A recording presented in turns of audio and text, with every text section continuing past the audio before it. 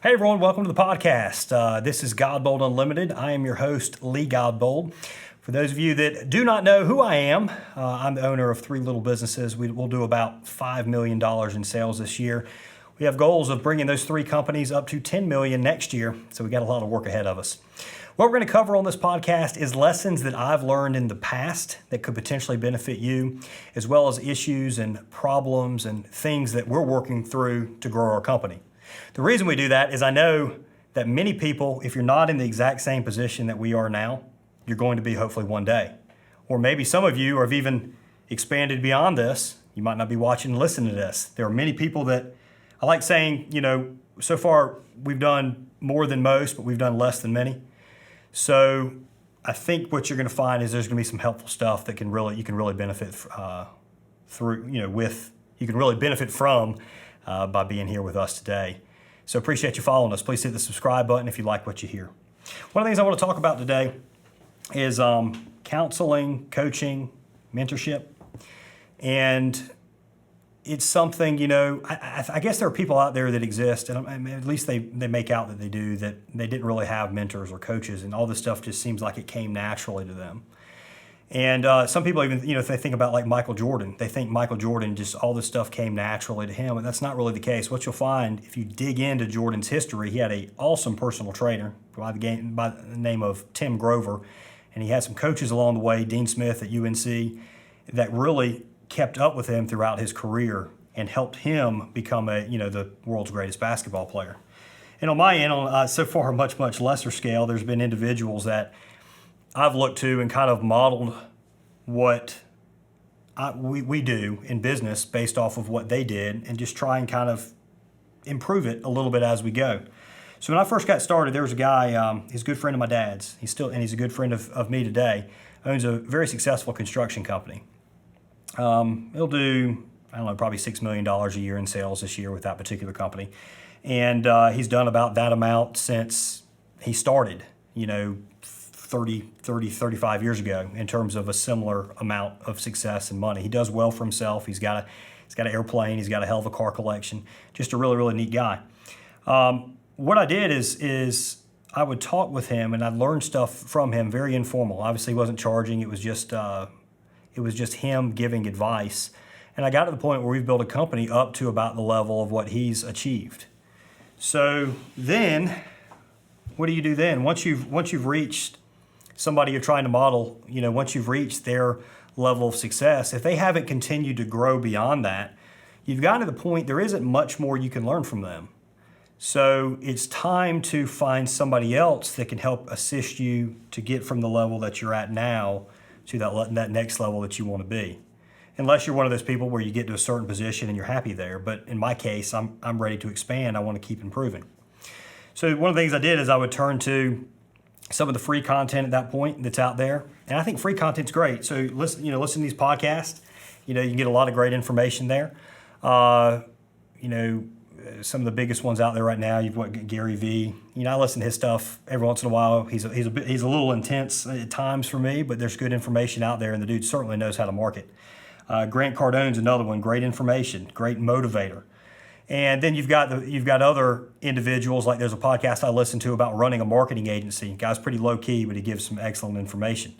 So that's excellent. That's going to help you really improve. But then you get to the point where, all right, now you got a little product or service going. You're starting to kind of get your footing, and your business is starting to grow. And now you need just that next little push to help you really, your business to grow much smoother, and you really to kind of get to that next level. And that's when a great coaching program can come into play. So I've got a group that I'm a member of called Vistage, and I've got an individual I meet with twice a month, as well as there's a group meeting that we do that's 14 other successful CEOs, and we kind of bounce ideas off of each other. And this particular gentleman that I work with, he was a CEO. He's retired CEO of a very large multi-billion dollar a year corporation in the industrial market. So he's got some great ideas, and he helps me expand. And the nice thing is he actually allows us to work on my business and customize his content that he gives me based upon my particular situation and situations that he's been in. And that we pay, I pay a couple $1,000s a month to be a part of that. So one of the things you look at on coaching programs is don't look at necessarily what it costs, look at the benefit that you're going to receive. If you've got a high-powered individual and you can pay them, if it's $2,000 a month or $500 a month or $25,000 or $50,000 a year or whatever, or what's the value they're going to bring? Because if that $25,000 a year person is going to bring you $10 million worth of value, then the guy that you're paying $1,500 worth a year, if he's only going to bring you $5,000 worth of value, well, that guy's pretty expensive, and the guy that's $25,000 is pretty cheap. So you want to evaluate it based upon the results you're going to receive and the attention you're going to get. So one thing to remember, when you have a really high-powered individual, somebody that's been very successful, that person can give you a lot of great information, but it's probably not going to be free. That individual's time is worth a lot. And even though he might be a great person, and even though he might genuinely want to help you, it's going to be much harder to get his attention if you're not compensating him properly for what his time's worth. So by buying that, you're going to get the attention that you need for him to really do a great job for you to succeed. One of the things that I see a lot of people do is they'll go into some of these coaching programs and they'll question the things that are kind of being told to them. Some of the stuff a coach might bring to you might seem way out of left field. It might seem surprising to you. It's something you never considered. And I'm not saying you implement every single thing, but if you've chosen a good coach, you should try out what he's telling you to do. Give it a fair shake as well. So give it time to really work. Give it time to be successful. Don't implement it and a week later say, this isn't working. You can't evaluate anything in a week's time. The other thing is, one of the best times to get coaching is when things are going the best. Right now in my life and business, I've got things are better than they've ever been. Companies making more. I'm making the amount of money that I've desired to make for a long time. Put together a great team of people, and I get along very well with them. For the most part, we have a lot of fun, and that's something that's new to me. Is within the last 6 months to a year, we've really been able to put that together. Relationship with my wife is better than it's ever been. So there's a lot of great things going on. And the reason I bring that up is right now, in addition to that coach that I work with twice a month, I'm actually looking at kind of stepping it up and getting one that's going to pay even more attention to me, that costs even more. The other night, actually, with my wife, we talked about doing marriage counseling. And our marriage is good, but why accept good when you can get help and make it great?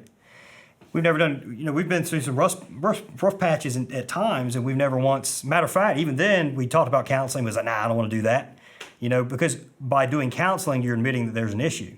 So we worked through that issues, and now there's not really issues, but there's things that you can constantly improve on. Even if that particular person you're going to work with, maybe they're not necessarily much smarter than you, but if they can give you an unbiased opinion and kind of guidance, and you're willing to listen to them and carry out the advice that they give, I think you'll find that your stress level is going to go down, things become much clearer, and you're going to improve.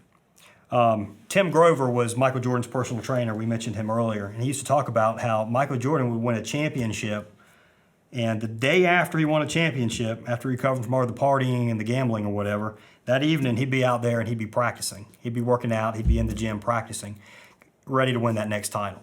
So he'd celebrate, and then he'd get back to work. Sometimes you really need the coaching when you're at the top of your game to help keep you at the top of the game, help keep you improving. Coach K at Duke, greatest college basketball coach that ever lived. He's got a unique challenge because he's got extremely good talent. They win all the time. How do you keep those guys motivated to keep winning, to not get lazy, to improve? And you need to find yourself, if you find yourself a coach that can do the same thing to you, it'll help you reach the top. And once you're at the top, it'll help you maintain it. Everybody, appreciate you watching this Godbold Unlimited podcast. Please hit the subscribe button if you like what you hear, and we'll see everybody here soon. Thanks again.